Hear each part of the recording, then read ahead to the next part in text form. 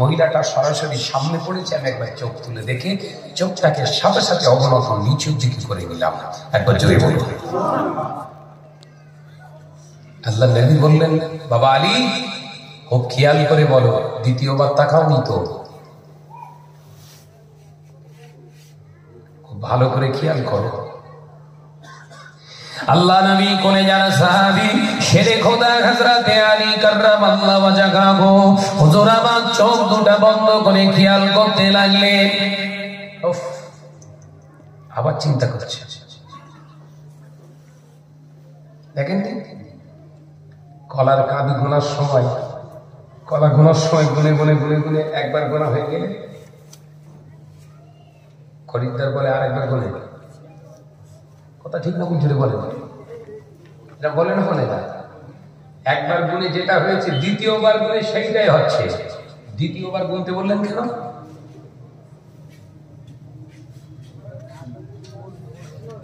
ওটা পারফেক্ট। প্রথমবার যদি একটা দিক স্লিপ হয়ে যায়, দ্বিতীয়বার গোনাতে আর স্লিপ খাবে না।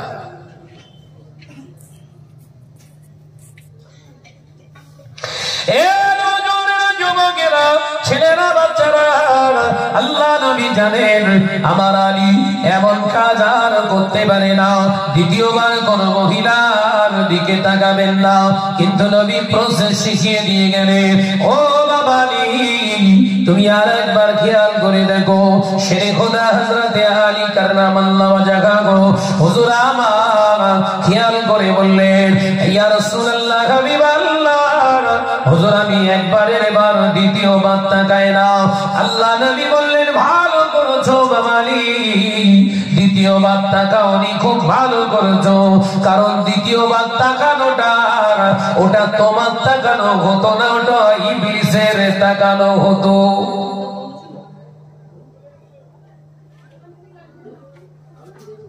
প্রথম তাকিয়েছো ওটা ঠিক আছে, দ্বিতীয়বার যদি চোখ তুলে তাকাতে ওটা তোমার হতো না দেখা, ওটা ইবলিসের দেখা হতো। যে কটা বাজারে ঘোরাঘুরি করে তাকাতাকি করছে, একবার হয়েছে মনে হয় সব টেনশন করে গেছে। ওয়াজ ঘুরতেস কেন দেখো? হ্যাঁ, ওয়াজ ঘুরবে। যে কটা বাজারে হই হই করে ঘুরছে ওরা একবার তাকাচ্ছে না, কি কম্পিউটার ফেল হবে কোনটা?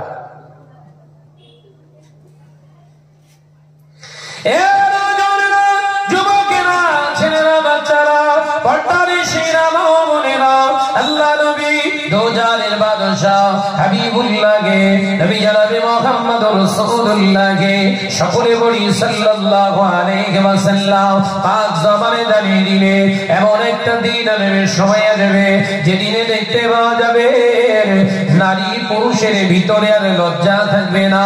আমি নবী জানিয়ে দিলাম, ক্বালা রাসূলুল্লাহ সাল্লাল্লাহু আলাইহি ওয়াসাল্লাম, আল হায়াউ শুবাতুম মিনাল ঈমান, লজ্জা হলো ঈমানের একটি শাখা, ঈমানের একটি অঙ্গ। ও আমার সাহাবীরা, আমি নবী জানিয়ে দিলাম এমন একটা দিন আসবে মুসলমান সেজে ঘুরবে, কিন্তু ওদের ভিতরে হায়া কি জিনিস থাকবে না, লজ্জা কি জিনিস থাকবে না। রাস্তাঘাটে তখন ওপেনিং ভাবে তারা জিনা বিচার করবে। এ নজরেরা, যুবকেরা, ছেলেরা, বাচ্চারা, ওই জন্য লজ্জা এমন একটা ঈমানের অঙ্গ, যে লজ্জাটা না থাকলে আপনার ভিতরে আল্লাহর ভয় আসা সম্ভব নয়। লজ্জা যদি আপনার ভিতরে না থাকে, আপনি জিনা ব্যভিচারে লিপ্ত হয়ে যাবে। লজ্জা যদি আপনার ভিতরে না থাকে, আপনার শরিয়ত বিরোধী, নবী বিরোধী কাজ আপনার করতেও বাধবে না। হে নজরেরা, পর্দানিশীরা, মা ও বোনেরা, আমি তোমাদের ভাই মোহাম্মদ শাহনওয়াজ বলে যায়, রাস্তাঘাটে যেভাবে বেহায়াপনা করছো, ফুসকার দোকানে, জিলিপির দোকানে, এমনি করে দোকানে যারা বেহায়াপনা করার জন্য ঘোরাঘুরি করছো, ওই অবস্থায় যদি বিনা তওবায় মৃত্যু হয়, শুনে রেখে দেন মা বোনেরা, কিয়ামত পর্যন্ত কবরের আযাব বন্ধ হবে না। আল্লাহ নবী পাক জবানে জানিয়ে দিলেন, একজন লজ্জাশীলা নারী তামাম পৃথিবীর জমিনের সব থেকে বড় দামি নিয়ামত। আরো জোরে বলুন সুবহানাল্লাহ। একজন লজ্জাশীলা নারী, সতী নারী, হেজাবী নারী গুলো গোটা জগতের জন্য শ্রেষ্ঠ নিয়ামত। আগে এলাকায় সব লজ্জাবতী গাছ ছিল, এখন আর সে গাছগুলো দেখা যাচ্ছে না। বলো আছে আপনার দিকে? আগে সব আমরা ছোটবেলায় আমরা নিজেরা রাস্তার ধারে ধারে লাগিয়ে রাখতাম, বাড়ি যাবার রাস্তার ধারে। স্কুল থেকে বাসা থেকে ফেরার সময় একটু ঘামের বিল মুড়ে গেল।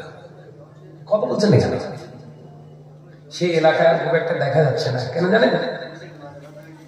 লজ্জাবতী বলছে, আমি গাছে যদি আমার এত লজ্জা থাকে, আর ওরা মানুষ আশরাফুল মাখলুক, ওদের ভিতরে লজ্জা যদি না থাকে, আল্লাহ আমাকে আর রেখো না, আমাকে বিলুপ্ত করে দাও।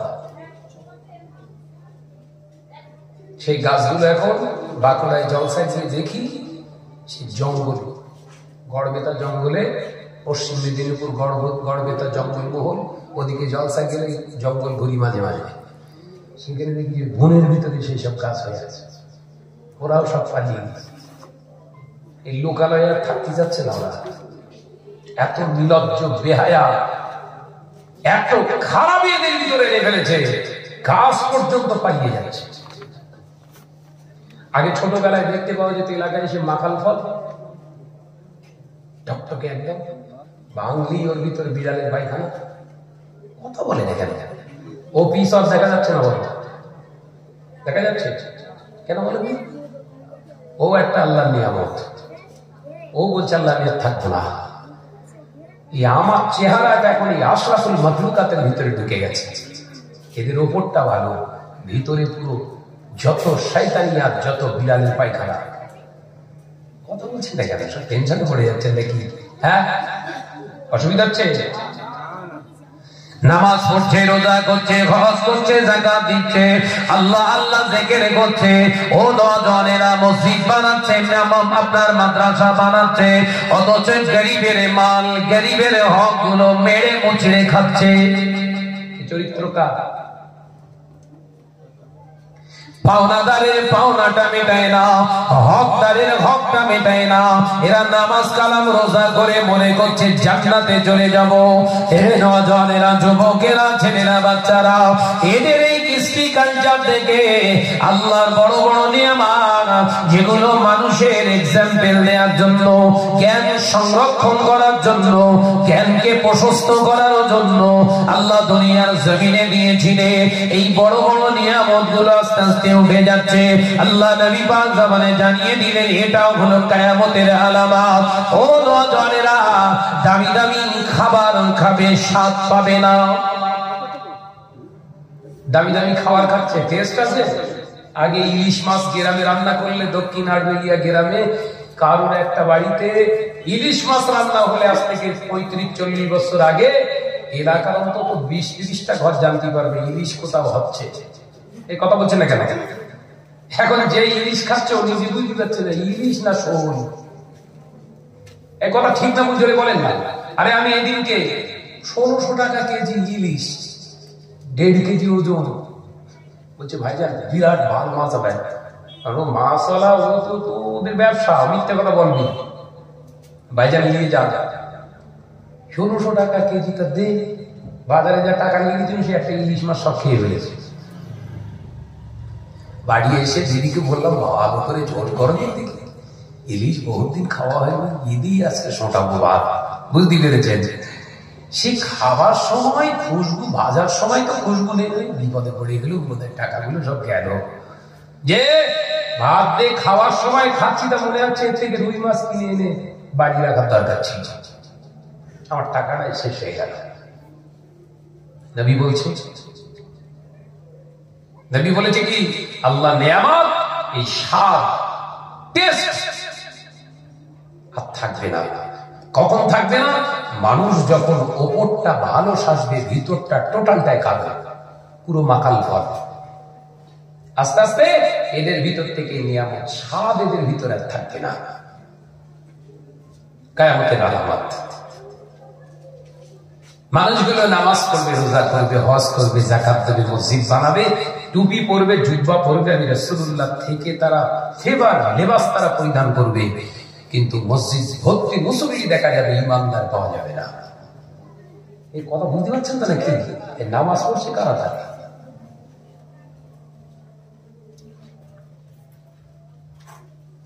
এসব বসো বা দাঁড়িয়ে শোনা যাবে না, দাঁড়িয়ে সিনেমা কিংবা ওই পার্টি গল্প টল্প করা যাবে। নসিহত শুনতে গেলে বসতে হবে, কথা ঠিক না ভুল করে বলে।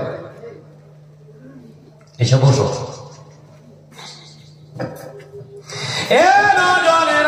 যুবকেরা, ছেলেরা, বাচ্চারা, পর্দানিশীরা, মা ও বোনেরা, আল্লাহ নবী দো জাহানের বাদশাহ হাবিবুল্লাহকে, নবী জনাবে মুহাম্মদুর রাসূলুল্লাহকে সাল্লাল্লাহু আলাইহি ওয়াসাল্লাম পাক জবানে জানিয়ে দিয়ে গেলেন, ও আমার সাহাবারা, আমি রাসূলুল্লাহকে সাল্লাল্লাহু আলাইহি ওয়াসাল্লাম তোমাদেরকে জানিয়ে দিয়ে গেলাম, এমন একটা দিন আসবে, সময় আসবে, যেদিনে দেখতে পাওয়া যাবে আমার উম্মত নামাজ আদায় করবে, রোজা আদায় করবে, হজ আদায় করবে, যাকাত আদায় করবে, জুব্বা পরবে, পাগড়ি পরবে, দাড়ি রাখবে, আল্লাহ আল্লাহ জিকির করবে, মসজিদ ভর্তি মুসল্লি হবে।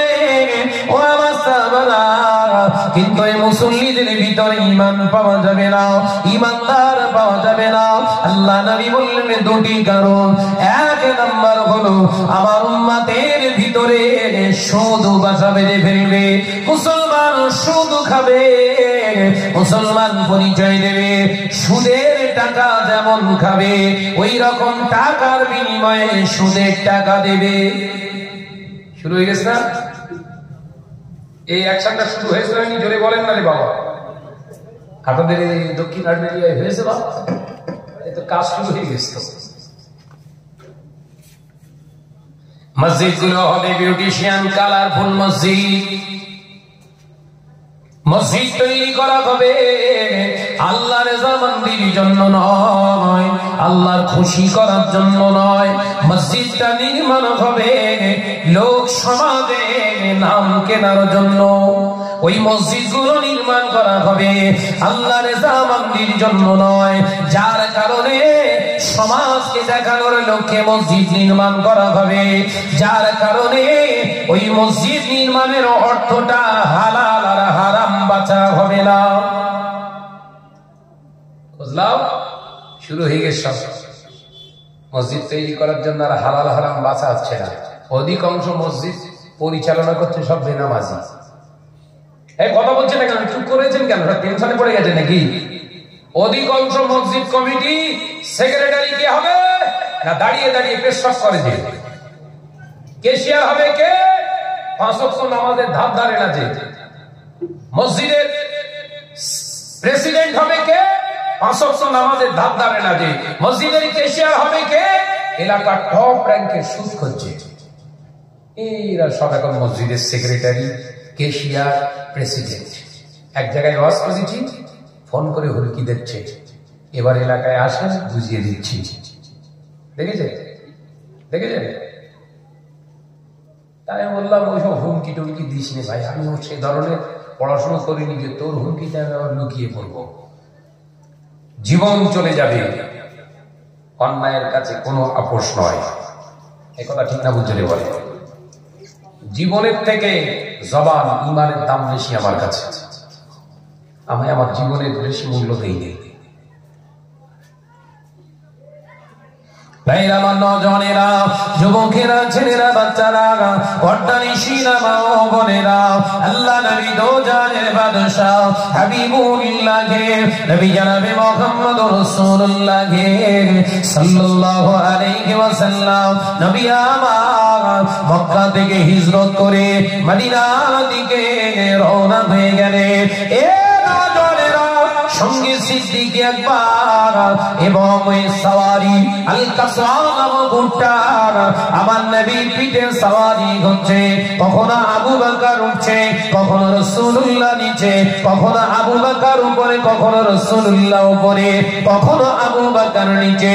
আল্লাহ নবী কোবা নামক একটি জায়গায়, কোবা পল্লী নামক ওই জায়গায় যখন এলেন, আল কাসওয়া নামক ওই উটটা হাঁটু গেড়ে সিজদাতে পড়ে গেলেন। একবার জোরে বলবো, একবার জোরে হবে না? উটটার নাম কি ভাই? উটটার নাম কি বললাম? আল কাসওয়া। হাঁটু গেড়ে দিয়ে আর সিজদায় পড়ে গেছে। কোথায়? মদিনা শরীফ থেকে কিছু দূর আগে কোবা পল্লী। আল্লাহ নবী দিন ও দুনিয়ার বাদশাহ হাবিবুল্লাহ গে নবী জনাবে মুহাম্মদ রাসূলুল্লাহ গে সাল্লাল্লাহু আলাইহি ওয়াসাল্লাম আমার নবী সিদ্দিক আকবর আবু বকর সিদ্দিক রাদিয়াল্লাহু তাআলা আনহু কে বলেছিলেন, ও আমার আবু বকর, আমি আর এগোতে চাই না, মদিনা মানুষের কাছে সংবাদ দিয়ে দাও, আমি আর আগে বাড়বো না। আজকে আমি চাই আমার আল কাসওয়া যখন এখানে হাঁটু গেড়ে দিয়ে বিশ্রাম নিতে যায়, আমি আমার ওই আল কাসওয়ার ওই বিশ্রামটাকে প্রাধান্য দিয়ে এখানে আজকে অবস্থান করতে চায়।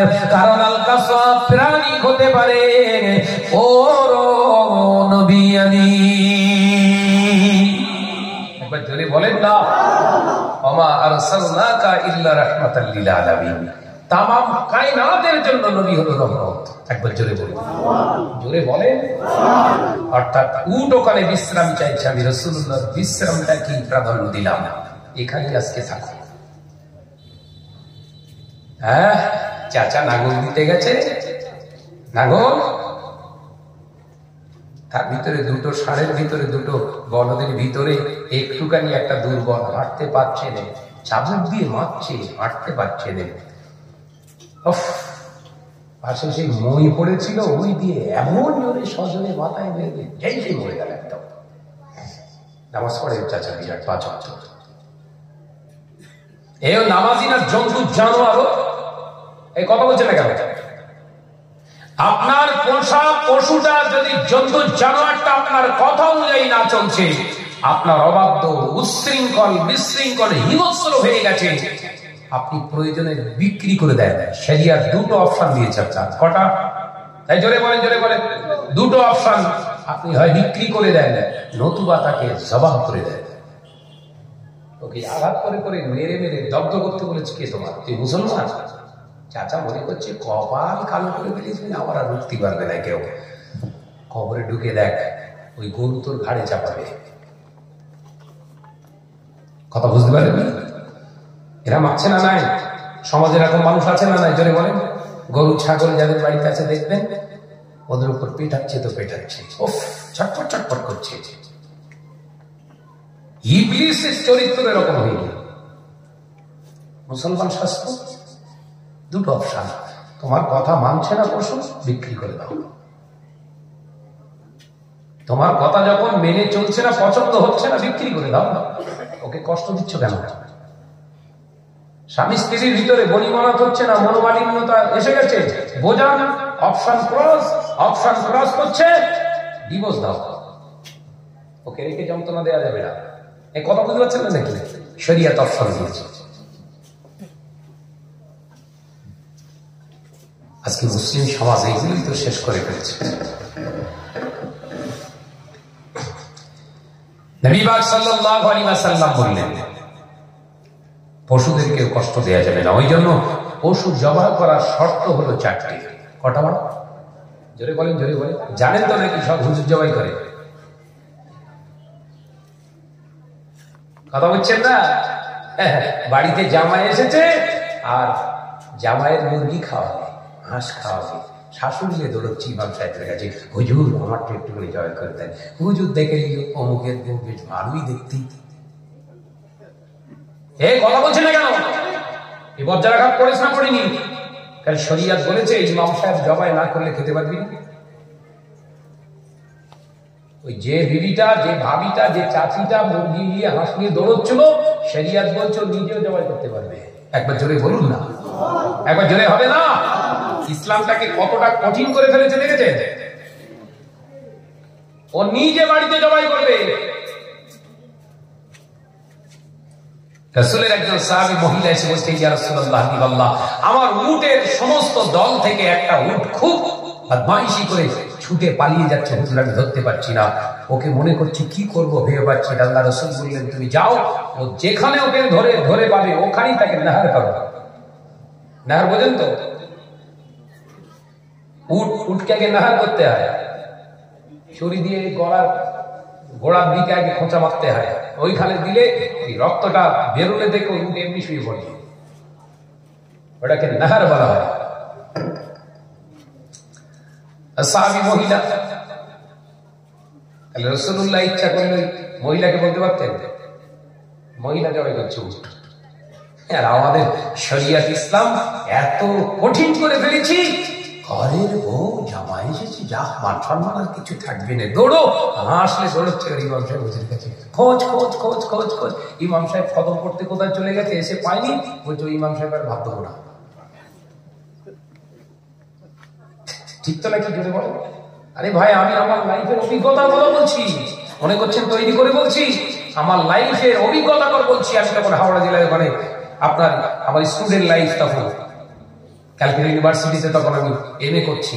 আমি তখন ওখানে ইমামতি করছি, জুম্মার নামাজ পড়াতাম, একটা মাদ্রাসায় পড়াতাম। কথা বুঝতে পেরেছেন? তখন একজন ইমাম সাহেব ফোন করে বলছে ভাইজান আমার জন্য কিছু একটা ব্যবস্থা করেন, এই মসজিদ বোধহয় আর হবে না। কেন না, ওই সে মুরগি জবাই করতে এসেছিল, আমার দেখতে পাইনি, সেক্রেটারি বলছে এই ইমাম চলবে না। মসজিদের সেক্রেটারি সে নিজে মুরগি জবাই করতে পারে না, ওরে সেক্রেটারি যারা বানিয়েছে ওদের কবরে বাস করবে না করবে না? জোরে বলেন না, আর চুপ করেছেন কেন? ভয় কাটছে? এরা আমার সামনে আসে বোধহয় নাকি?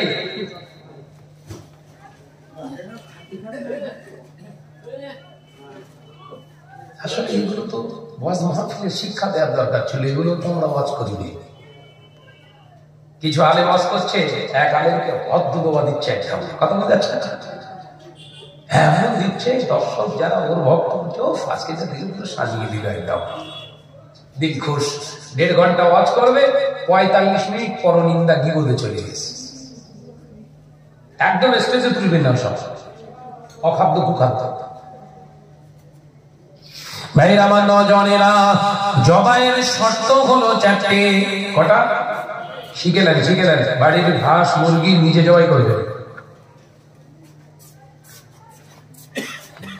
শরিয়াতের বিধান, জবাহের শর্ত হলো 4টে। আল্লাহ নবী পাক জামানে জানিয়ে দিলেন, প্রথম শর্ত হলো যে ছুরি দিয়ে অস্ত্র দিয়ে জবাই করবে, ওই অস্ত্রটা হতে হবে তীক্ষ্ণ ধারালো। প্রথম শর্ত। ওই বারবার পশুর উপরে আঘাত করা শরিয়াতে হারাম করেছে, কেন বুঝতে পারছেন না? জবাই করার প্রথম শর্ত হচ্ছে ধারালো অস্ত্র চাই। আদা হুদা ছুরি না দিয়ে ইমাম সাহেবকে দিয়ে বলছে হুজুর জবাই করতেন।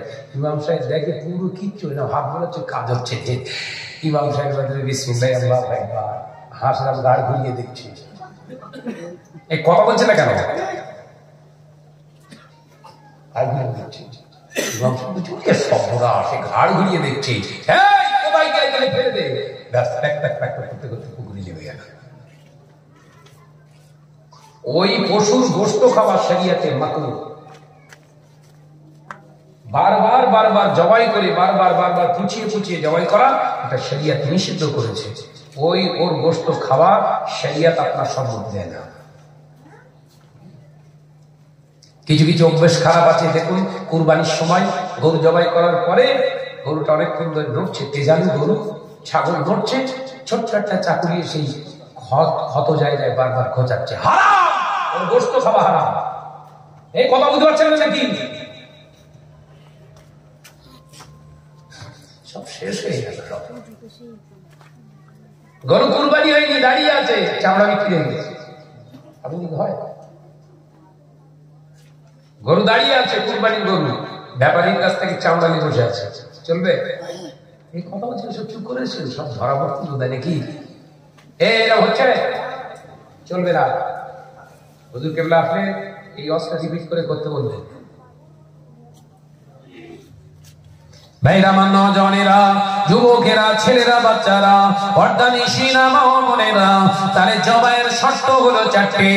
1 নাম্বার শর্ত হলো অস্ত্রটাকে ধারালো তীক্ষ্ণ ধারালো, যেন অতি নিঃশব্দ করে তাড়াতাড়ি জবাব করা যায়।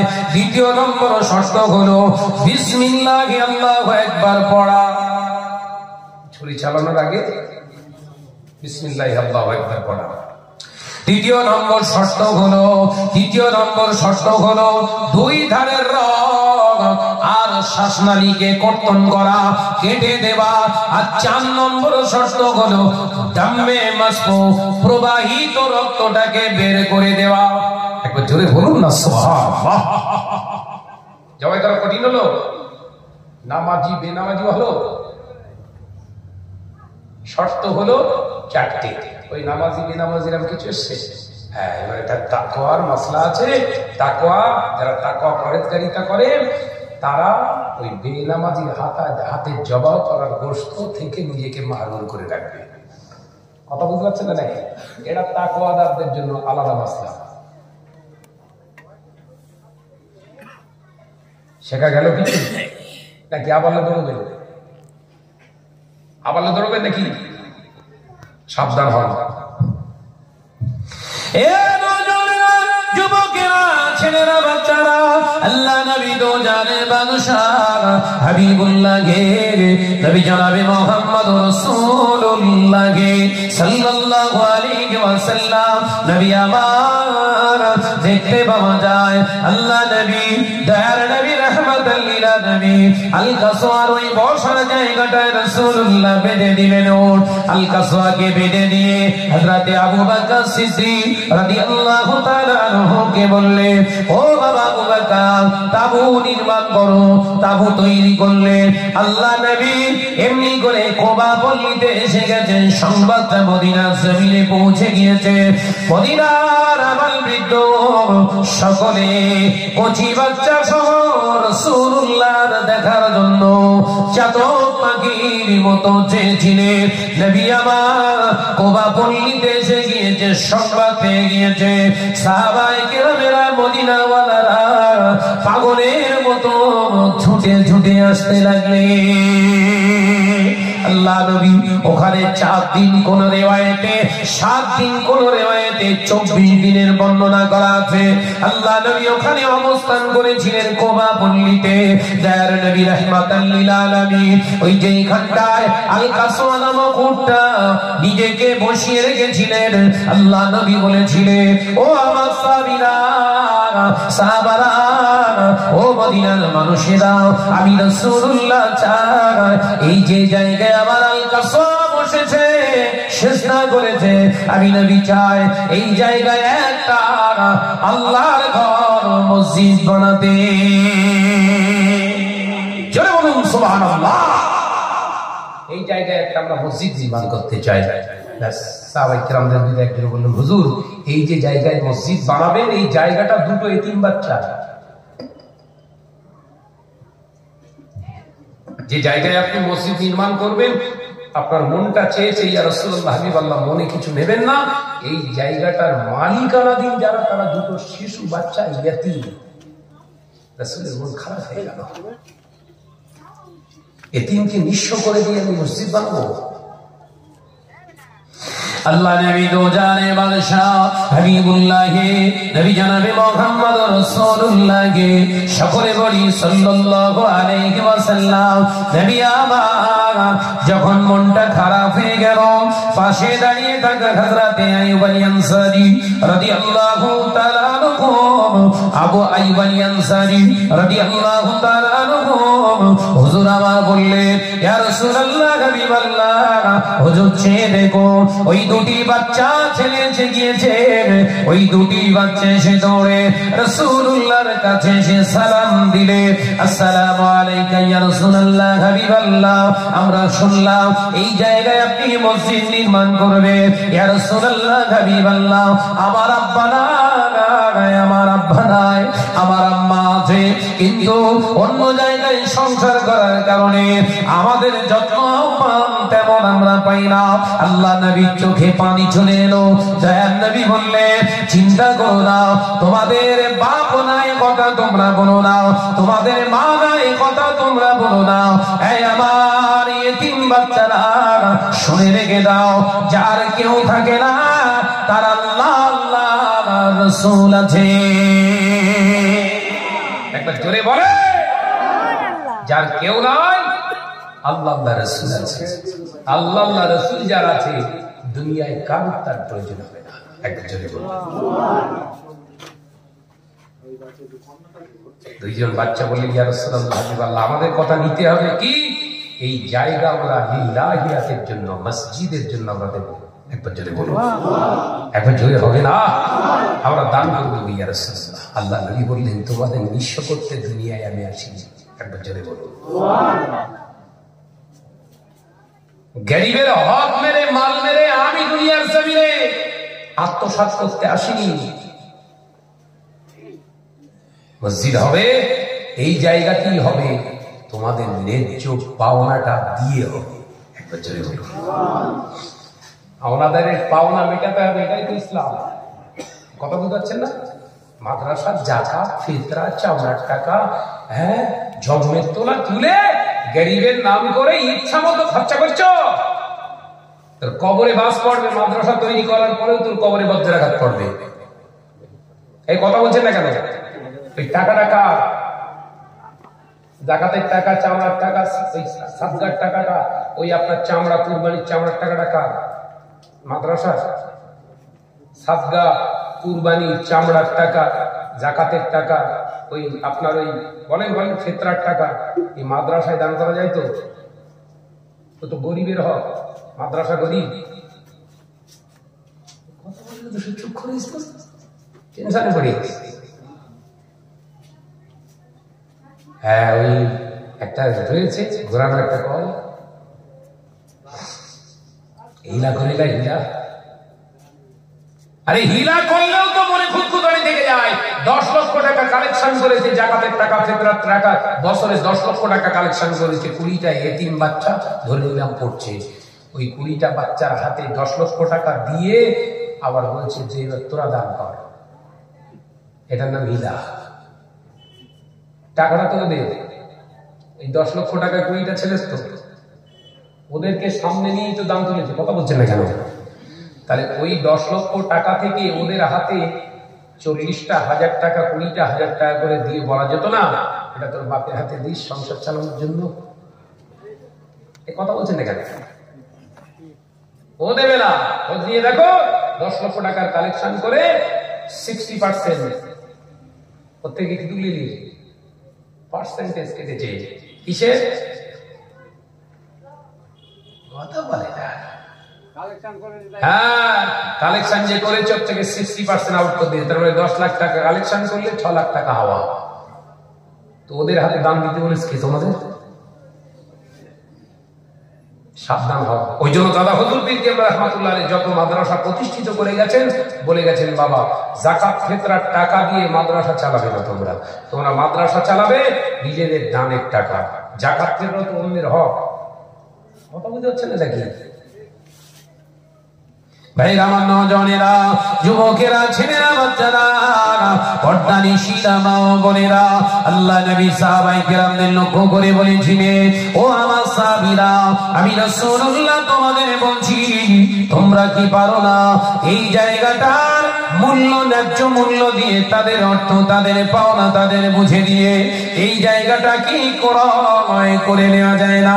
আল্লাহ নবী করে যা সাহাবী সিদ্দিক একবার হযরতে আবু বকর সিদ্দিক রাদিয়াল্লাহু তাআলা আনহু সর্বপ্রথম হাত দিয়ে বলেছিলেন, ইয়া রাসূলুল্লাহ, হাবিবাল্লাহ, আমি হলাম আপনার সঙ্গী, হিজরতের সঙ্গী, আমার দেওয়ার মতো তেমন কিছু নাই ইয়া রাসূলুল্লাহ, হাবিবাল্লাহ, তবে আমার কাছে যে অর্থ আছে, অর্থ থেকে আমি 400 দিরহাম আল্লাহর ঘর নির্মাণের জন্য দিয়ে দিলাম। একবার জোরে বললা, ইয়া রাসূলুল্লাহ, হাবিবাল্লাহ, আমার কাছে তো তেমন কিছু নেই, হিজরতের সঙ্গী, সব তো ফেলে রেখে চলে এলাম, যেটা আছে এর থেকেই আমি 400 দিরহাম আল্লাহর রাস্তায় দিয়ে দিলাম। রাসূলুল্লাহ খুব খুশি হয়ে গেলেন। একবার জোরে বলুন, একবার জোরে হবে না? আল্লাহ নবী বলেছিলেন, বাবা আবু বকর, সব জায়গায় তোমাকে আগে পাই। একবার জোরে বলুন, একবার জোরে হবে না? সব জায়গায় আমি তোমাকে আগে পাই। আবু বকর মনে রেখে দিও, ময়দানে মাহশরে আল্লাহ তাআলা যখন বান্দা বান্দি দিওকে হাজির করবে, ওই হাসরের মাটিতে আমার আল্লাহ নাম ধারণ করবেন, ইয়া কাহারু।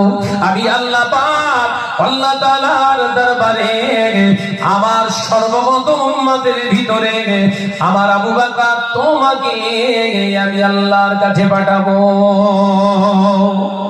সব জায়গায় তুমি আগে, ওখানেও তোমার আগে দেবো। একবার জোরে বলুন না, একবার জোরে বলুন না। তাই দেখবে কি জীবন তৈরি করেছিলেন সিদ্দিক আকবর। হ্যাঁ,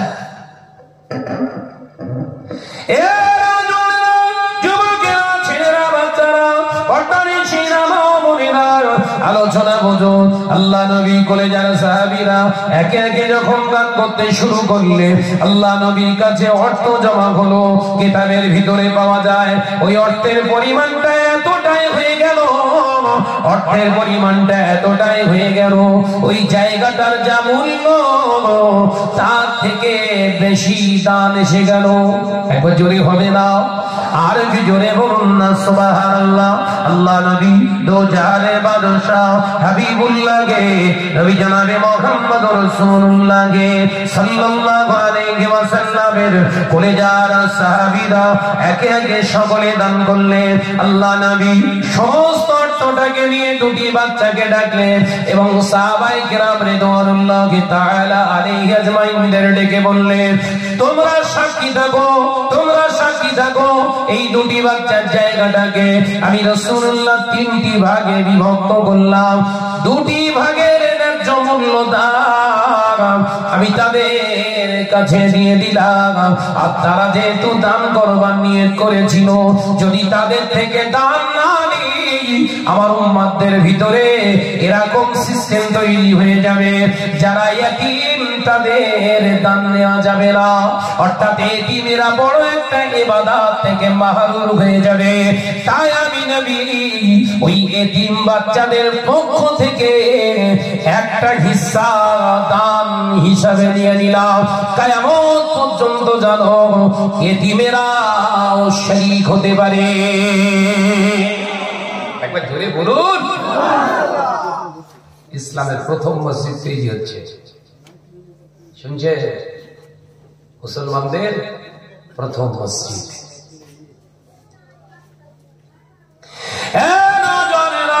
আল্লাহ নবী বললেন, উনজুরু ইলা জিবাল, এ আমার সাহাবীরা, ওই যে পাহাড় দেখতে পাও, ওই যে দূরে পাহাড়, ওই পাহাড়ের নিচে নুড়ি পড়ে আছে, পাথর পড়ে আছে, ওই পাথরগুলো তোমরা বহন করো।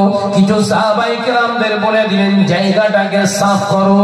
আল্লাহ নবী জায়গাটাকে সুন্দর করে সাফ করলেন। খাজুর গাছের কাঁটা এমনি করে অন্যান্য গাছগুলো সাফাই করে দিলেন।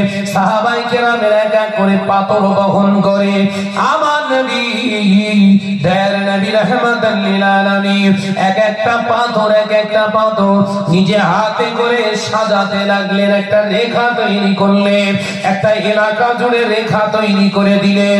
আল্লাহ নবী এবার নিজে গেলেন পাহাড়ের কাছে গিয়ে একটা পরিমাণ মতো একটা বড় পাথর দয়ার নবীর পাক হাত দিয়ে তুলে নিলেন। জোরে বলুন সুবহানাল্লাহ।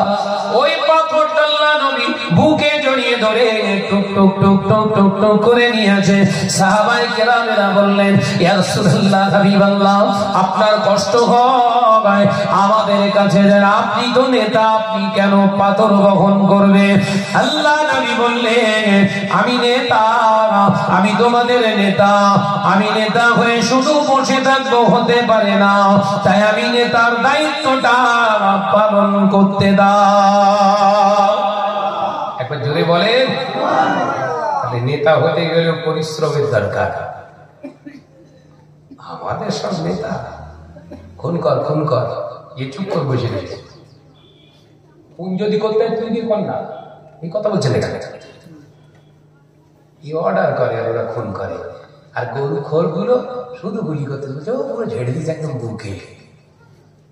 কার কথায় ঝাড়লি, কিসের জন্য ঝাড়লি, খোঁজ নিয়েছিস? খোঁজ নিয়েছিস? রাসূল বললেন যে মারবে সে জাহান্নামী, আর যে মরবে সেও জাহান্নামে যাবে। এমন একটা দিন আসবে, কিতাবুল ফিতনের অধ্যায়ে এসেছে হাদিস বক্তা নবী পাক সাল্লাল্লাহু আলাইহি ওয়াসাল্লাম বললেন, এমন একটা দিন আসবে উম্মত মারবে উম্মতকে, যে মারবে এ জাহান্নামী, আর যে মরবে সেও জাহান্নামী। সাহাবায়ে কেরাম বললেন, ইয়া রাসূলুল্লাহ বুঝতে পারলাম না। হ্যাঁ সাহাবীরা শোনো, এমন একটা দিন আসবে মানুষ মানুষকে খুন করবে, কতল করবে, কোরআনের জন্য নয়, শরীয়তের জন্য নয়, আল্লাহর জন্য নয়, দুনিয়া কামানোর জন্য। সব জাহান্নামে যাবে। কথা বুঝছো? মারপিট করছো কার কথায়? ওর ঘরে ঘুম মেরে দিলে কার কথায়? কিসের জন্য? আল্লাহ আল্লাহ রসুলের জন্য। তো তাহলে নাজাত পাবি। তাহলে খবর আজ বলো, সব টেনশন চলে গেছে। এলাকায় এলাকায় সব ব্যবস্থা করে দিতে বড় একটা পাথর বসে গেছে, শহীদ। বাপরে, তো সাহাবী টাহাবী হবে নাকি রে বাবা? তারপর উপরের দিকে লক্ষ্য করে দিলে পতাকা কালা। ও আচ্ছা আচ্ছা, তাহলে শহীদ। শহীদের সার্টিফিকেট দিয়ে দিল, একদম বড় একটা পাথর বসিয়ে দিয়ে স্ট্যাচু। ঠিক আছে, ও কি যে শহীদ হয়েছে বুঝতে পারছে হাড়ে হাড়ে। কবরে যে গেছে না, ও বুঝতে পারছে যে কি হচ্ছে, কি শহীদ হলো, আর একবার তুলে দে। কার জন্য জান দিচ্ছ? আল্লাহ পুরো সিলেক্ট করে দিয়েছে। আল্লাহ সিলেক্ট করে দিলেন কোনটা আমার রাস্তায়, কোনটা আমি শহীদ, যাদেরকে শহীদ হিসাবে আমি পছন্দ করি, যারা 1 নম্বর কাতারে দাঁড়াবে, তারা হচ্ছে ওয়ালা তাকুলু লিমান ইউকতালু ফিস সাবিলিল্লাহি আমওয়াত। ওরা মারা গেছে কথা বলা যাবে না। কারা? যারা আমি আল্লাহর জন্য, শরীয়তের জন্য, কোরআনের জন্য জীবন উৎসর্গ করেছে, এরা মারা গেছে কথা বলো না। আমি আল্লাহ বলছি, বাল আহইয়াউ ওয়ালাকিন লা তাশউরুন। একবার জোরে বলুন, আবার জোরে বলে। ওরাই হলো শহীদ, ওরাই হলো জিন্দা। ওরা ওই অবস্থায় ময়দানের মাহশারে আমি আল্লাহর কাছে উঠবে, আমি আল্লাহ ওদের চেহারা দেখে খুশি হয়ে যাব। একবার জোরে বলুন। ঝান্ডার জন্য যে কটা মরছে, ওরা কি লুটবে? ঝান্ডা লুটবে নাকি? ঝান্ডা কথা হচ্ছে।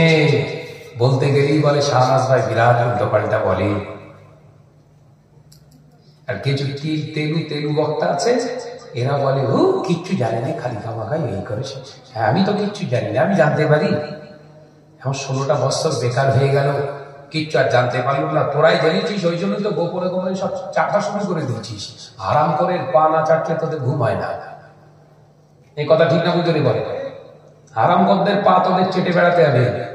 সমাজে নিজেদেরকে প্রতিষ্ঠিত করতে গেলে আরাম করে দ্বারস্থ হতে হবে। শাহনাজের না, শাহনাজের না। হারামখোর ঝেড়ে খাওয়া, হারামখোর গরিবের মাল মেরে মুচড়ে খাওয়া, নেতাদের পা ধরে তোদের বাঁচতে হবে, আল্লাহ নয়। আল্লাহ ধরে তোদের বাঁচার লাইন নেই। সে জায়গায় দেয়াল ফেলে দিয়েছিস। দেখা হবে ইনশাআল্লাহ।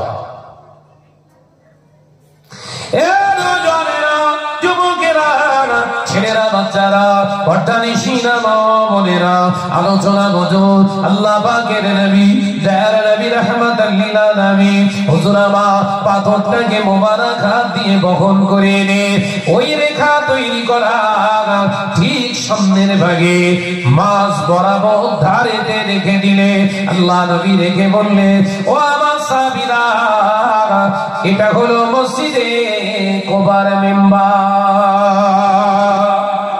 একবার জোরে বলবেন না? এটা হলো মসজিদে কোবা, আর এই কোবার মেম্বার হলো এই মসজিদের মেম্বার। ও আমার সাহাবীরা, এই মসজিদের ফজিলতটা শুনে নাও। আমি রাসূলুল্লাহ সাল্লাল্লাহু আলাইহি ওয়াসাল্লাম তোমাদেরকে জানিয়ে দিয়ে গেলাম, এই মসজিদে যারা যে আমার উম্মতিরা 2 রাকাত নামাজ আদায় করবে, কিয়ামত পর্যন্ত যত উম্মত এই মসজিদে এসে 2 রাকাত নামাজ আদায় করবে, আল্লাহ তাদের উপরে রাজি হয়ে, খুশি হয়ে একটা মকবুল উমরার হজের সওয়াব দান করে দেবে। একবার জোরে হবে না? আজও পর্যন্ত পর্যন্ত মসজিদে কুবা আছে। ও বাবাজি, ওই মসজিদে কুবায় যত হাদিসে ফেরা যায় 2 রাকাত করে তারা নামাজ আদায় করে। রাসূলুল্লাহর হাদিস অনুযায়ী মকবুল উমরা হজের সওয়াব তারা পেয়ে যায়। জোরে বলুন সুবহানাল্লাহ। মসজিদ তৈরি করলেন, ছাদ নেই, দেয়াল নেই, মসজিদ। তাহলে মসজিদ পাকা করতে হবে, এটা শরীয়তের শর্ত হয়। কথা বলতে পারছেন না নাকি? মসজিদ তৈরি করতে গেলে ছাদ না দিলে নামাজ হবে না, এটা শরীয়তের শর্ত নয়। বোঝা যাচ্ছে? শরীয়তের শর্ত কি? যে জায়গায় মসজিদ হবে, জায়গাটা যেন নির্ভেজাল একটা বিশুদ্ধ জায়গা হয়। মেরে নেওয়া, কেড়ে নেওয়া, ঝেড়ে নেওয়া, দখল করা জায়গায় মসজিদ তৈরি করা সম্পূর্ণ নিষিদ্ধ। কথা বুঝতে পারছেন না? দ্বিতীয় নম্বর শর্ত কি? ওর পেছনে মসজিদটার স্ট্রাকচার, বডি, ওর যে ছাদ দেয়াল তৈরি করার জন্য যে মাল মেটেরিয়ালস, ওর পেছনে পয়সা ব্যয় করা হবে, ওটাও হতে হবে নির্ভেজাল। কথা বুঝতে পারছো না নাকি? বুঝতে পারছো না? 3 নম্বর শর্ত, এই মসজিদ পরিচালক যারা কমিটি হবে ওরাও থাকবে নির্ভেজাল। ইমাম ভাই কোনো কাজে চলে গেছে, আসতে পারেনি, জোহরের নামাজটা মুয়াজ্জিন পড়াবে না। শরিয়াতের শর্ত, ম্যানেজিং কমিটি যারা পরিচালক আছে, যে কোনো সদস্য ওখানে দিয়ে দেন ইমামতিতে দাঁড়ায়, এদের দ্বারা হবে মসজিদ চালনা। একবার জোরে বলুন, একবার জোরে বলেন না সুবহানাল্লাহ। কাদের হাতে দিয়ে মসজিদ চালাচ্ছ? কিভাবে মসজিদ তৈরি করছো? এক জায়গায় গিয়েছি, রাধাঘাটের এলাকায় একটা জায়গায় ওয়াজ করতে গিয়েছি, কোন একটা জায়গায় মসজিদ তৈরি হয়েছে 4 তলা, কবরের উপরে। এক মুফতি ফতোয়া দিয়ে দিয়েছে, ও ওখানে মসজিদ তৈরি করো, মসজিদ তৈরি করো। বিরাট একটা ব্যাপার। মুফতি ফতোয়া না দিয়ে মসজিদটা 4 তলা বানিয়ে ফেললো। খোঁজ নিয়ে দেখি কোম্পানি টাকা দিয়েছে।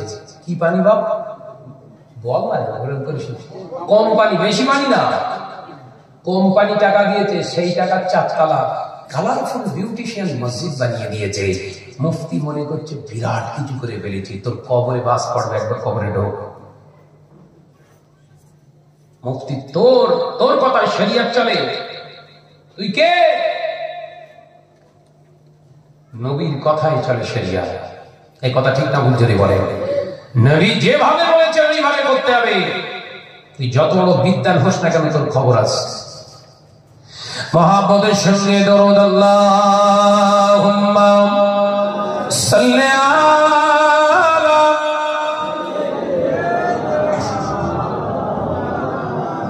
মাশাআল্লাহ মাশাআল্লাহ, আরো জোরে ওয়া আলা আলি।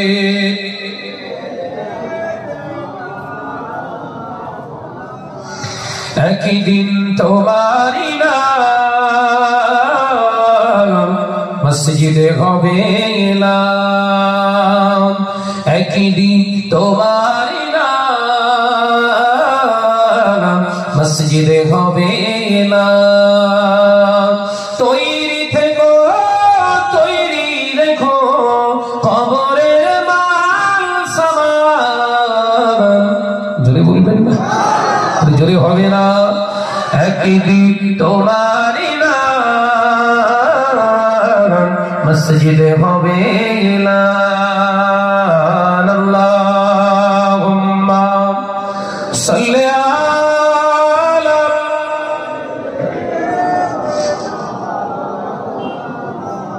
ওয়া আলা আলি।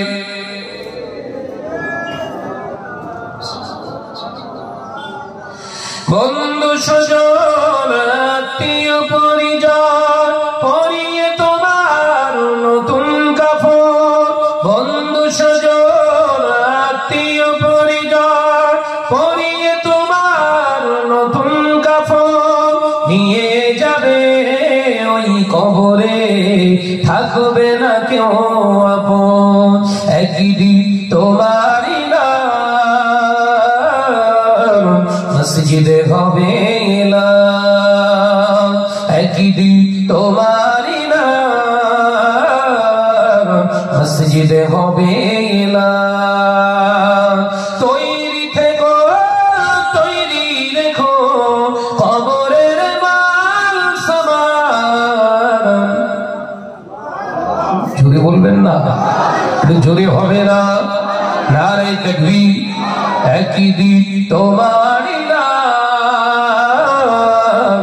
মসজিদে হবে এলান। আল্লাহুম্মা সাল্লি আলা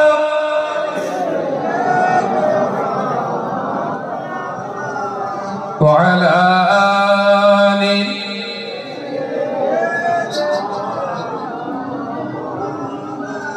টাকা কড়ি গাড়ি বাড়ি থাকবে না কেউ সঙ্গে তোমার, টাকা কড়ি গাড়ি বাড়ি থাকবে না কেউ সঙ্গে তোমার, থাকবে সেদিন সঙ্গী হয়ে।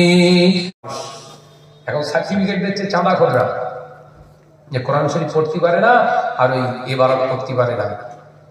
শোনে, যত মানুষকে বিগলিত অস্থিরতা তৈরি করবি, নিজেরাই পেরেশান হয়ে যাবে, রাতে ঘুম হবে না। এ কথা ঠিক না বুঝে বলে? এত কষ্ট করে প্রত্যেক নাইটে দুটো করে জলসা সেরে বাড়িতে ফজরের নামাজ পড়ে নিশ্চিন্তে আল্লাহ ঘুম পাড়িয়ে দেয়।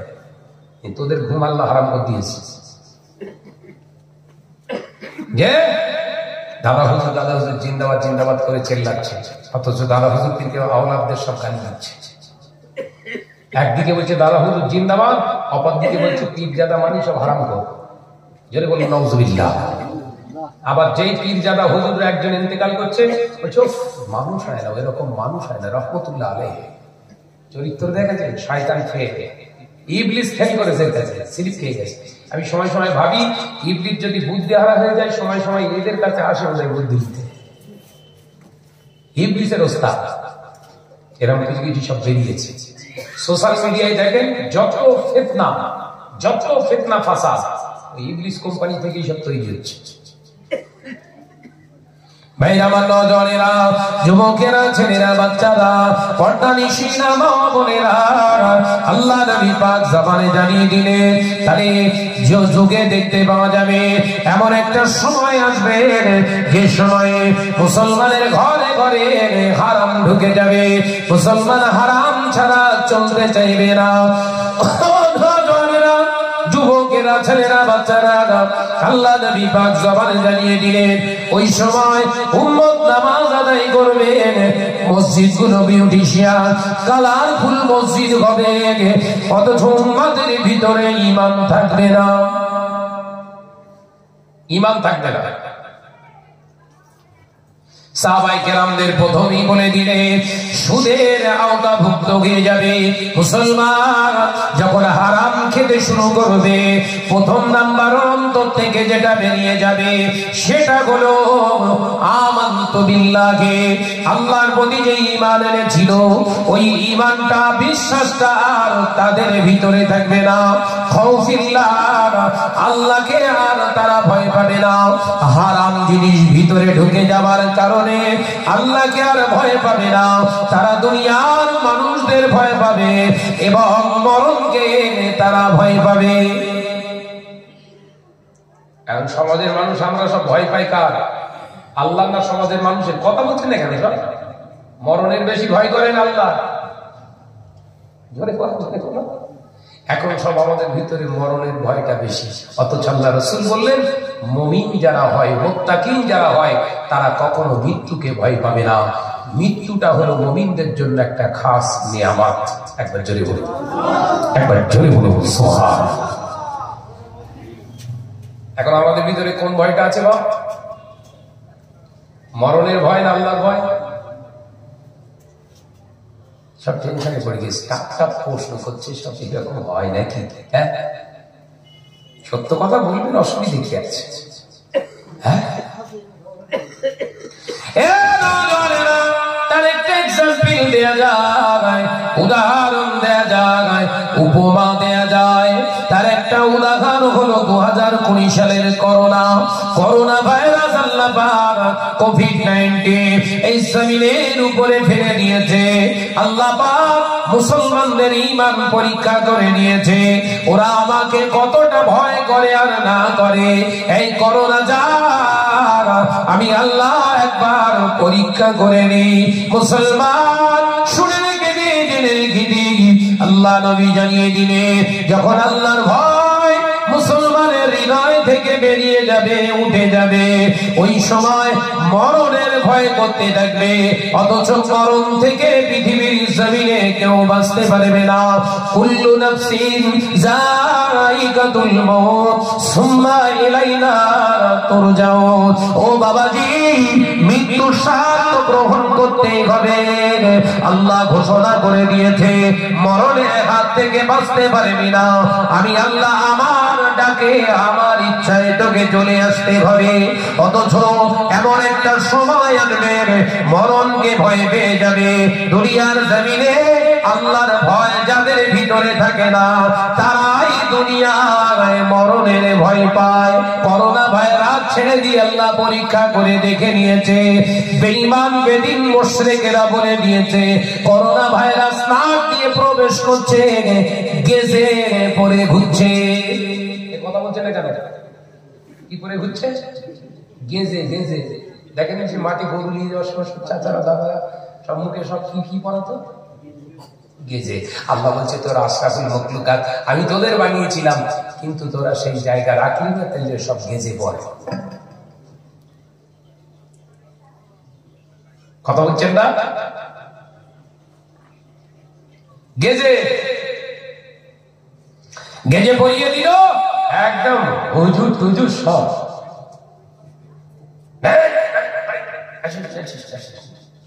অথচ রাসূলুল্লাহ বুখারী রিওয়ায়াতে বলে দিয়েছে, ছোঁয়াচে বলে পৃথিবীর জমিনে আল্লাহ কিছুই রাখেনি। একবার জোরে বলো, একবার জোরে হবে না? বেঈমান অমিতাভ বচ্চন না কি ওর নাম, ফিল্ম স্টার, জাহান্নামী, সে পরিষ্কার জানিয়ে দিয়েছে 2 গজ দূরে থাকুন, তার মানে 4 হাত দূরে।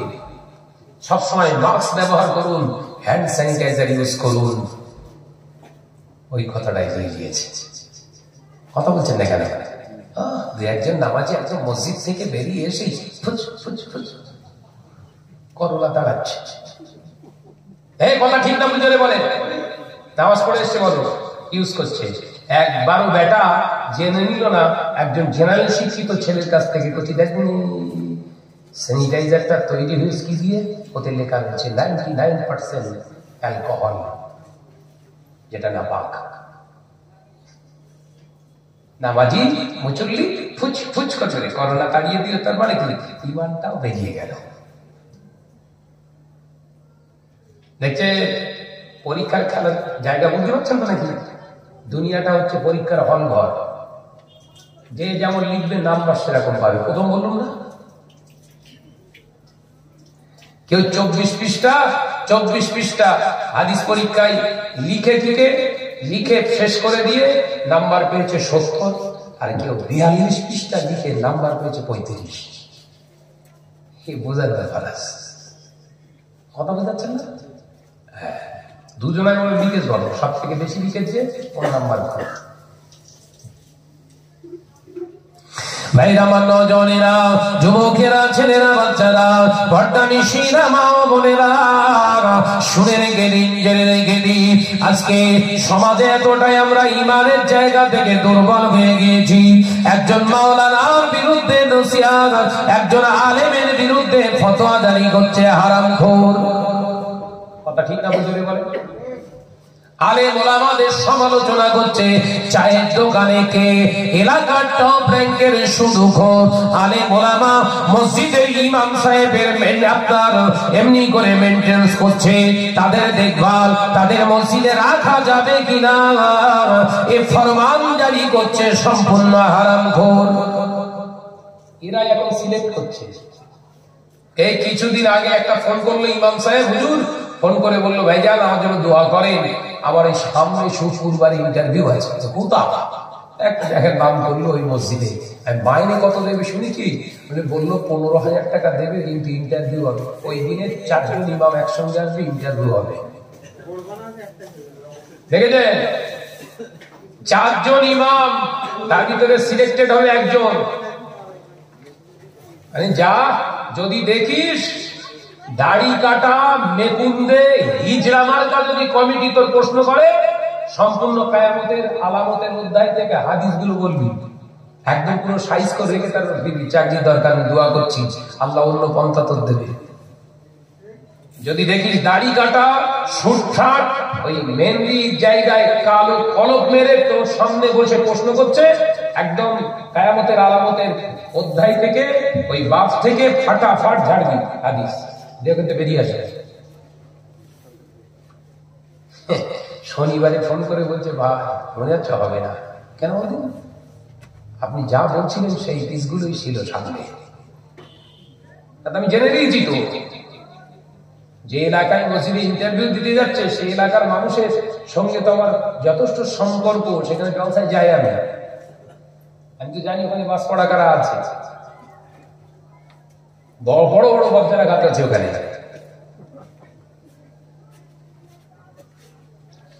তা বলো কি কি প্রশ্ন করেছিল বলদি, তা বলছে ওই লোকটা সিমটম বলছে, মানে আমি চিনি ওই লোকটা আমার প্রশ্ন করছে, হুজুর আপনি বলেন কিয়ামতের আলামত সম্পর্কে আপনার জানা আছে? আর ভাই আপনার কথা মনে এসছে তো পুরো খেতে যাচ্ছে, ফাটাফাট ঝেড়ে দিলাম। কিয়ামতের আলামত হলো এটাই, মূর্খ জাহেলরাই আলেমদের প্রশ্ন করবে, ইন্টারভিউ নেবে। কথা বুঝতে পারছেন না? আর দুটো একটা বলবো, তার পাশে যে একজন দাঁড়িয়ে তাটা বলছে চোখ টিপে, বলেন না কথা বুঝতে পারছেন, বলেন না। তার আরো দুটো একটা বললাম কি, এই হারামখোর গুলো দ্বারা, হারামখোরদের দ্বারা মসজিদ চালনা হবে। হারামখোর মুখ ভার হয়ে গেছে, সঙ্গে সঙ্গে বললো ঠিক আছে আপনি আসুন আমরা জানিয়ে দেবো। তা মুখ দেখে কিন্তু আমার জানা হয়ে গেছে। কিছুদিন আগে একটা জায়গায় ওয়াজ করতে গেলাম, 26-এ সম্ভবত অজ্ঞারে হবে, 26 অজ্ঞারে জলসা করতে গেছি এক জায়গায়, এরা হারামখোর কমিটির বিরুদ্ধে ওয়াজ করেছি, একজন বেরিয়ে আসার পরই আমার ধরেছে যে ভাইজান সব শুনেছি ওয়াজ ঠিক আছে, কিন্তু নামাজি যারা নামাজ পড়ে ওরা দায়িত্ব নিতে যাচ্ছে না মসজিদে, আপনি এবার বলুন এর ফয়সালা। লোক সব চারিদিকে, আমি স্টেজ থেকে নেমেছি তো মুসাফা করার জন্য, সব লোক এসছে আর লোক চাতুর্দা ঘিরে আছে, মাঝখানে মোস্তানি করছে। আমি এই করছি আমার ফোন নাম্বার লে, কমিটি একদিন ডাক, তোরা থাকবি, আমি আসবো, টাকা লাগবে না, আমি এমনি আসবানি, নামাজিরা মসজিদের দায়িত্ব নেই দেখবো। ঠিক আছে ভাইজান আপনি বলছেন যখন নাম্বার নিয়েছে, সে 26-এ অজ্ঞান থেকে আজকে কত তারিখ, 17 তারিখ না 16 তারিখ, এখন আর ফোন করার সময় হয়নি। কথা বুঝতে পারছেন না নাকি? আমি ছেড়ে দেবো বাংলা না, আপনারা দোয়া করেন। আমার তো জানের পরোয়া নেই, সম্মানের পরোয়া নেই, আমি তো জানি একদিন আমাকে চলে যেতে হবে। আরাম করে সামনে দাঁড়িয়ে যদি মোকাবেলা না করতে পারি, ওরা মলিশার কোনো লাভ নেই। এই কথা ঠিক না বুঝতে পারে, যে এসে আমার ধরল দাড়ি গোপ কিচ্ছু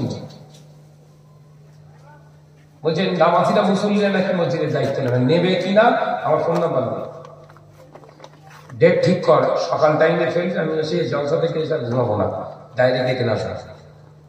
নামাজি মুসল্লিদের নিয়ে বসে আমি ঠিক করতে যাবো, কারা লিখছেন আমি দেখলাম তো। নামাজিরা ভাই মসজিদের দায়িত্ব নিতে চায় না? অবশ্যই চায়, তারাই তো চায়। অসত্য নামাজ আমরা পড়তে আসছি মসজিদ, আমরাই চালনা করি, আল্লাহর ঘর আল্লাহওয়ালা বান্দারা চালাবে। তোরা কে? মসজিদের সঙ্গে কোনো সম্পর্ক নেই তোর, পেশাব ফিরে পানি নিস, শরিয়াতের সজ্ঞান নেই তোর, তুই মসজিদ চালাবি? স্ট্রংলি হন, আগামী দিন কিন্তু হারামখোর আপনাদেরকে পুরো লাইফ শেষ করে দেবে একদম। ভাইরা, আমার নজনেরা, যুবকেরা, ছেলেরা, বাচ্চারা, আমি যে কথাটা বলতে চেয়েছিলাম, তাহলে হারাম ভিতরে ঢুকে গেলে প্রথম নাম্বার যেটা বিদায় হয়ে যাবে আপনার কাছ থেকে, সেটা হলো আল্লাহর ভয়। আপনার ভিতরে তৈরি হয়ে যাবে অটোমেটিক মরণের ভয়। ও নজনেরা, দ্বিতীয় নাম্বার, হারাম আপনার আপনার দেহের ভিতরে ঢুকে গেলে আপনার ভিতর থেকে আল্লাহর উপরে যে ভরসা রাখা ঈমানের দায়িত্ব, ঈমানের কর্তব্য, আল্লাহ আমার রব, আল্লাহ আমার সব, এই যে ঈমানই আল্লাহর উপরে ভরসা রাখা ঈমানটা আপনার ভিতর থেকে পালিয়ে যাবে, তখন বেঈমান হারামখোর নেতা মন্ত্রীর উপরে আপনার ভরসা বেড়ে যাবে। শুরু হয়েছে কাহিনী জেনে বলে দাদা রে আমাদের সব বলেছে কি বলছে, দেখ আমাদের দাদা রয়েছে এমএলএ রয়েছে, আমাদের টেনশন নিয়ে একদম ব্যাস। ভেতর থেকে সেই দাদাই কল কবজা করে হঠাৎ রাত 2:30টার সময় পুলিশ পেড়ে তুলে নিয়ে আয়। দাদাই পুরো ছেনে চটকে কাদা। এই কথা বুঝাচ্ছেন না কেন? অথচ আল্লাহ পাক জানিয়ে দিলে, ও বান্দা বান্দারে, দুনিয়ার জমিনে শুনে রেখে দাও, জেনে রেখে দাও, পৃথিবীর জমিনে নেতা মন্ত্রী করা, পৃথিবীর জমিনে লিডার বানানো, পৃথিবীর জমিনে রাজত্ব দান করা, পৃথিবীর জমিনে চেয়ার দান করা আমি আল্লাহ দিই, আমি আল্লাহ দিই। অত ইজ্জু মান্তাসা, অত জিল্লু মান্তাসা, ইজ্জতের মালিক আমি আল্লাহ, ইজ্জত আমি আল্লাহ দান করি। আবার ওকে ওর কাছ থেকে ইজ্জতটা কেড়ে নিয়ে বেইজ্জতের বানানোর মালিক আমি আল্লাহ। পৃথিবীর জমিনে রিজিক দাতা আমি আল্লাহ, পৃথিবীর জমিনে হায়াতের মালিক আমি আল্লাহ, জমিনের মালিক আমি আল্লাহ, আসমানের মালিক আমি আল্লাহ। ও আমার বান্দারে, আমি আল্লাহ পাক তোদের জানিয়ে দিলাম, আমি হলাম তোদের সেরা। আল্লাহু লা ইলাহা ইল্লা হুয়াল হাইয়ুল কাইয়্যুম। আমি আল্লাহ পাক এই 2 দিন থাকবো, 3 দিনের দিন থাকবো না, এটা আমি আল্লাহ নই। আমি আল্লাহ সেই তোর আল্লাহ, আমি আল্লাহ আগেও ছিলাম যেমন, এখনো আছি তেমন, আগামীতেও একই থাকবো। একবার যদি হবে না, তোদের নেতা মন্ত্রীদের ঘুমের দরকার হয়, বিশ্রামের দরকার হয়, তোদের নেতা মন্ত্রীর আরামের প্রয়োজন হয়, তোদের মন্ত্রীদের ঘুমানোর প্রয়োজন হয়, ক্ষুধা লাগে তাদের নিদ্রার দরকার হয়, বিশ্রামের দরকার হয়। আমি আল্লাহ একবার আমার সঙ্গে একবার বন্ধুত্ব করে দেয়, লা তাখুযুহু সিনাতুন ওয়ালা নাওম। আমি আল্লাহ আমার বিশ্রামের দরকার হয় না, আমার ঘুম কোনদিন স্পর্শ করে না, আমার খাবার কোনদিন প্রয়োজন হয় না। জোরে বলে সম্পর্ক করবেন কার সঙ্গে? আল্লাহর সঙ্গে, নেতার সঙ্গে। এটাই তো ঈমান আছে। আর হাবড়া থানার আইসির সঙ্গে বিরাট সম্পর্ক আমার, আমি যা বলি তাই শোনে। ওই আইসি একদিন তোর অ্যারেস্ট করতে আসবে। এই কথা বলছে না কেন? আল্লাহর সঙ্গে এই সম্পর্কটা কর দিন, রাসূলের সঙ্গে এই সম্পর্কটা কর দিন। এই ছেলে, আল্লাহ আল্লাহ রাসূলের সঙ্গে সম্পর্ক কর। আমার আল্লাহ ঠকান না, আমার আল্লাহ মৃত্যুক নন, আমার আল্লাহ প্রতারক নয়, আমার আল্লাহ পৃথিবীর জমিনে কাউকে অপমান করেন না, আমার আল্লাহ পৃথিবীর জমিনে বিনা কারণে মানুষের কাছ থেকে মুখের আহার কেড়ে নেন না। আমার আল্লাহ রিজিক দাতা, আমার আল্লাহ সম্মান দাতা, আমার আল্লাহ হায়াতের দাতা, আমার আল্লাহ হেফাজতের মালিক, আমার আল্লাহ তামাম কায়নাতকে চালানোর মালিক। একবার জোরে বলুন। এটাই তো তোর ঈমান। কোথায় গেলি তুই? নামাজ পড়ছিস মসজিদে, দাবিদারি করছিস অন্যজনের। এই কথা বলছেন না কেন? মসজিদ পড়ছিস, মসজিদে নামাজ পড়ছিস, সেখানে দাবিদারি চলবে। সেখানে পৃথিবীর জমিনে যদি কারোর সামনে মাথাটা ঝোঁকাতে হয়, সেটা হলো ইন্নানি আল্লাহ, নিশ্চয়ই সে আমার আল্লাহ। একবার জোরে বলুন, একবার জোরে বলুন। এখনো সময় আছে, জীবনটাকে তৈরি করে, যারা করেছে তাদের দিকে শিক্ষা দেয়। খুব কঠিন পরিস্থিতি আল্লাহ আমাদের পার করাচ্ছে, খুব কঠিন পরিস্থিতি। এক বেঈমানেরা তো আমাদের শেষ করছে, পাশাপাশি টুপিওয়ালা দাড়িওয়ালা কিছু আমাদের সব শেষ করছে। এই কথা ঠিক না? বুঝতে পারে দেখেন কিছু কিছু ওয়াজ চলছে, এই কিছু কিছু ওয়াজ করছে কালেমা লা ইলাহা ইল্লাল্লাহ, এরপরে মুহাম্মদ রাসূলুল্লাহ সাল্লাল্লাহু আলাইহি সাল্লাম এটা পড়া যাবে না। টুপি আছে, দাঁড়িয়ে আছে, কোরআনের হাদিস, কোরআন হাদিসের অপরন্ত জ্ঞান ফাটাফাট বলে দিচ্ছে। কিছু জোয়ান ছেড়ে ফেলে দেয়, এই হচ্ছে হুজুর, দলিল ছাড়া কথা বলছে না, এই কথা ঠিক না বলতে বলে। আবার কিছু ঢেবা মনীষা, কিছু মনীষা, ডাক্তার মনীষা দিয়েছে এই কিয়াম সালামে কিয়াম কত আগে। তার আগে গল্প করিল কি 17টা গাছের ডাব চুরি করে খেয়েছে। ডাব চোরের ফতোয়া কিছু মুসলমান বিশ্বাস করে নিল, আমাদের হুজুর একদম সলিড হুজুর। ডাব চুরি করে খেয়ে যে মানুষ ও শরিয়াতের ফতোয়া দিচ্ছে, ওপেনিং বলছে আমি চুরি করেছি। এর আবার সমাজে আবার বিশাল এক শ্রেণীর মানুষ মুসলমান সেজে ফলোয়ার হয়ে বসে আছে। এ কথা বলছেন না কেন? এই নজনেরা, যুবকেরা, ছেলেরা, বাচ্চারা, পর্দানিশীরা, মা ও বোনেরা, আলোচনা করুন, আলোচনা বসুন, আলোচনা বুঝুন, আলোচনার বৈঠকে দিয়ে নিজের ব্রেনকে হালকা করুন, শান্তি নিজের জীবনে প্রতিষ্ঠিত করার চেষ্টা করেন। ইসলাম মানে তো শান্তি। নামাজ পড়ছেন, রোজা করছেন, হজ করছেন, যাকাত দিচ্ছেন, মসজিদ বানাচ্ছেন, মাদ্রাসা বানাচ্ছেন, মনে কেন শান্তি নাই? বাড়িতে কেন শান্তি নাই? স্বামী স্ত্রীর ভিতরে কেন মিল নাই? বাচ্চা সন্তানের সঙ্গে কেন মহাব্বত নাই? এই মুআমিলাত নাই, তার একটাই কারণ আপনি ইসলামের ভিতরে নাই। কথা বুঝতে পারছেন না নাকি? ইসলাম মানি তো শান্তি, কথা ঠিক না বুঝতে পারবেন? ইসলাম মানি তো শান্তি। ওই জন্য আমি আয়াতে কারিমা বলেছি, আল্লাহ এই জন্য কোরআনে জানিয়ে দিলেন, ইয়া আইয়ুহাল্লাযীনা আমানু, ওরে আমার বিশ্বাসী সম্প্রদায় বান্দারা, আমি আল্লাহ তোমাদের জানিয়ে দিলাম, আমানু দুখুলু ফিস সিলমি কাফা, তোমরা যারা ঈমান এনেছো ইসলামের ভিতরে পরিপূর্ণ রূপে ঢুকে যাও। ওয়ালা তাত্তাবিউ খুতুওয়াতিশ শাইতান, খবরদার ওই বিতাড়িত চির জাহান্নামী প্রতারক শয়তানের পথ তোমরা অনুসরণ করো না। এ নজরেরা, যুবকেরা, ছেলেরা, বাচ্চারা, যখন আমি সারাদের ভিতরে শয়তানিয়া, খারাপিয়া, যত রকমের বাজে জিনিস ঢুকে যাবে, ইসলামের আদর্শ আমার কাছ থেকে কমতে শুরু করবে, তখনই আমার মন থেকে, আমার দেহ থেকে, আমার সংসার থেকে, আমার জীবন থেকে একটু একটু করে শান্তিটাই উঠে যাবে। অস্থির জীবন তৈরি হয়ে যাবে, শান্তিতে জীবনে আপনি থাকতে পারবেন না।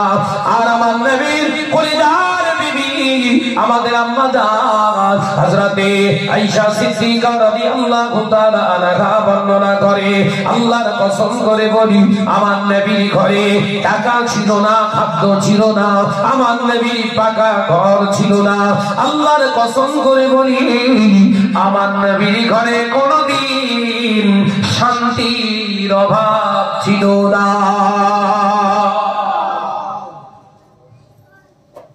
ঝুপড়ি ঘর, খাজুর পাতার চাটাই তৈরি করে ছাউনি দিয়ে রেখে দিয়েছে। শীতের বেলার ঘর, একদিন খেয়েছি, 3 দিন খাইনি, 1 সপ্তাহ খেয়েছি, 2 সপ্তাহ উপোস। পরনের কাপড়, পরনের লেবাসটা বছর বছর পেরিয়ে যাচ্ছে, নতুন পোশাক দেখিনি। কিন্তু আল্লাহর শুকর, আমি আয়েশা সিদ্দিকা রাদিয়াল্লাহু তাআলা আনহা আল্লাহ শুকর করে বলছি, আমাদের ঘরেতে শান্তির কোনো অভাব ছিল না। একবার জোরে বলুন। ও নজনেরা, আমাদের ঘর হয়ে গেছে দুতলা, আমাদের ঘর হয়ে গেছে মার্বেলের, টাইলস বসিয়েছো, সুন্দর সুন্দর নকশা বসিয়েছো, সুন্দর কাঁচ লাগিয়েছো, বিরাট কালারিং করেছো, এসি লাগিয়েছো, বিরাট হাই স্পিড ফ্যান লাগিয়েছো, টেলিভিশন লাগিয়ে দিয়েছো, ঘরের ছেলেদের মেয়েদের পকেটে মোবাইল লাগিয়ে দিয়েছো, ঘরের ভিতরে কেন শান্তি নাই? শান্তি আছে? কথা বলছে না কেন? স্বামী স্ত্রীর ভিতরে মিল নেই, বাপ বেটাই মিল নেই, ভাই ভাই মিল নেই, কথা বলছে না কেন? সকালবেলা বড় ভাই ছোট ভাইয়ের দিকে তাকায় যেন মনে খুন করলি ভালো হয়, কথা বলছে না কেন? মক্কা থেকে হিজরত করে মদিনায় চলে এলেন আমার নবী, দয়ার নবীর সঙ্গে মুহাজিরিন সাহাবা মুহাজিরিন হিজরত করেছে রাসূলুল্লাহর পরে পরে, রাসূলুল্লাহর আগে আগে যত সাহাবায়ে কেরাম রিদওয়ানুল্লাহি তাআলা আলাইহি আজমাইন গণ আল্লাহ নবীর সঙ্গে মদিনায়। আমার নবী বললে, ও মদিনার আনসারীরা, সাহায্যকারীরা, শুনে নাও, এই মক্কার যারা হিজরত করেছে আমি রাসূলুল্লাহর জন্য, কোরআনের জন্য, এদেরকে পর ভেবো না, এদেরকে দূরে সরিয়ে দিও না। এরা হলো তোমাদের ভাই, এরা হলো তোমাদের কলবি ভাই, এরা হলো তোমাদের ঈমানি ভাই, এরা হলো তোমাদের কলেমার ভাই। আল্লাহ নবী সাহাবীরা সাহাবায়ে কেরাম রিদওয়ানুল্লাহি তাআলা আলাইহি আজমাইন গণ মদিনা ওয়ালারা আমার নবী পাকের আনসারী সাহাবায়ে কেরাম শুনে বলেছে, ইয়া রাসূলুল্লাহ, হাবিবাল্লাহ, চিন্তার কোনো কারণ নাই, চিন্তার কোনো কারণ নাই। হুজুর, আপনি বলেছেন, আমরা বুঝতে পেরেছি, ওরা যেন নিজেদেরকে একা না ভাবে, ওরা যেন নিজেদেরকে আর একা যেন না ভাবে। আমরা ওদের ভাই বলে শুধু পরিচয় দিতে চাই না। ইয়া রাসূলুল্লাহ, হাবিবাল্লাহ, আমার দুটো ঘর, এই দুটো ঘরের একটা ঘর আমার ভাইকে দিয়ে দিলাম, আমার দুটো বিবি, ওই দুটো বিবির থেকে একটা আমি দিয়ে দিলাম, ডিভোর্স দিয়ে দিলাম, আপনি বিয়ে পড়িয়ে দেন। একবার জোরে বলুন না, একবার জোরে হবে না? কি পরিচয় দিয়েছে এবং ইসলামটা এমনি আমাদের কাছে এসছে। খোলা বাগানে, তৈরি করা বাগানে বাঁধরাম হচ্ছে, এই কথা বলছেন না কেন? দাদা হুজুর পীর কেবলা 800-র উপরে মাদ্রাসা তৈরি করে রেখে গেলেন, প্রতিষ্ঠিত করে রেখে গেলেন, 2000-এর উপরে মসজিদ বানিয়ে রেখে গেলেন। সেই মসজিদগুলো ভেঙে ভেঙে ভেঙে ভেঙে, সেই মাদ্রাসাগুলো ভেঙে ভেঙে ভেঙে ভেঙে সব নিজেদের নামে করছে। এবার আমার আমার আমার এই কোম্পানি, আসল মাদ্রাসা তৈরি করে রেখে গেছে। জোরে বলছিল, চুপ করেছেন কেন? আসল মাদ্রাসা প্রতিষ্ঠিত করে রেখে গেছে কে? মুজাদ্দিদুজ্জামান দাদা হুজুর পীর কেবলা, বৈশার আল্লামা হুজুর রাহমাতুল্লাহ আলাইহি, আল্লামা নিসারউদ্দিন রাহমাতুল্লাহ আলাইহি, ডক্টর শহীদুল্লাহ শাহ সুফি আব্দুল আজিজ কারাতপুরি রাহমাতুল্লাহ আলাইহি, হযরত আব্দুল মাবুদ সাহেব রাহমাতুল্লাহ আলাইহি, হযরত শাহ সুফি আব্দুল মুমিন রাহমাতুল্লাহ আলাইহি, এই রকম মানুষগুলো আল্লাহ ওয়ালারা গোটা বাংলাটা সুন্দর করে সাজিয়ে রেখে গেল। ওই বাগান থেকে এবার বেড়া দেওয়া শুরু করতে, এইটা আমার, এইটা আমার, বিরাট বড় বড় চক্র, একদম বড় বড় বেড়া দিয়ে দিলাম। আমার এই প্রতিষ্ঠান সিলসিলায়ে ফুরফুরা শরীফ, এটা আমার। তোমার হতে যাবে কেন? তোমার হয়ে গেল। দাদা হুজুর চিনলে পাগল হয়ে যাচ্ছ। দাদা হুজুরের জন্য জান দিয়ে দেবে এরকম ব্যাপার, গলা ভেঙে পুরো দুমড়ে মুচড়ে ফেলে ফেলছো। আর দাদা হুজুরের আওলাদদের ফুরফুরাবাসীদের গালাগালি তো হচ্ছে। হ্যাঁ, ফুরফুরা মানে টাকা, যা যা হাঁটাও, এসব কার বক্তব্য? ইবলিসের তো। আবার সেই ফুরফুরা হুজুর পীর কেবলার আওলাদদের না নিয়ে তো কোম্পানি চলছে। বলতে গেলে সাহস খারাপ, কথা বলার সময় 7-5 ভেবে তাই বলো। এ কথা ঠিক না? বুঝতে পারে ফুরফুরা মানেই টাকা, ফুরফুরা টাকা ছাড়া চলে না। ফুরফুরা কি খায় না মাকে না কি? সে এসব মুক্তি করছো কেন? ভাইরাল হওয়ার টার্গেট, ল্যাংটো হয়ে ঘোরো, ভাইরাল হওয়া ঘুরি। এ কথা বলছে না কেন? ল্যাংটো হয়ে মাথায় পাগড়ি দিয়ে রাস্তা দিয়ে ঘোরো, এমনি ভাইরাল হয়ে যাবে। সাবধান হন। আল্লাহ আমাদের সকলকে খাতিমা বিল খাইর নসিব করেন, বলুন আমিন। আর জোরে বলেন আল্লাহুম্মা আমিন। মহব্বতের সঙ্গে জিকির করেন লা ইলাহা ইল্লাল্লাহ,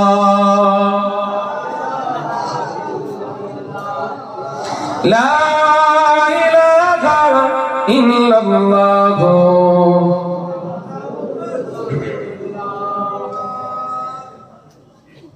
ডেকে লা রাসূলুল্লাহ রোজা পাকের কিনারে, আমি সইতে পারি না বিরহ ব্যথা, ধন্য করো দিদারে। একবার জোরে বলবেন না? জোরে বলতে পারেন না? ডেকে লও রাসূলুল্লাহ রওজা পাকের কিনারে আমি সইতে পারি না বিরহ ব্যথা ধন্য করো দিদারে আল্লাহুম্মা সাল্লি আলা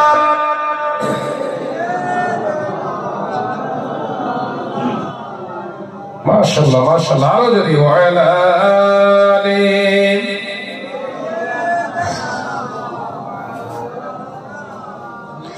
নূরে উজ্জ্বল চেহারা তোমার দেখে মন যে ভরে যায় তোমার ওই গুম্বাজে খাজরা দেখে ঈমানও বেড়ে যায় জোরে বলবেন না জোরে বলবেন না ডেকে লও রাসূলুল্লাহ রওজা পাকের কিনারে আমি সইতে পারি না বিরহ ব্যথা ধন্য করো দিদারে আল্লাহুম্মা সাল্লি আলা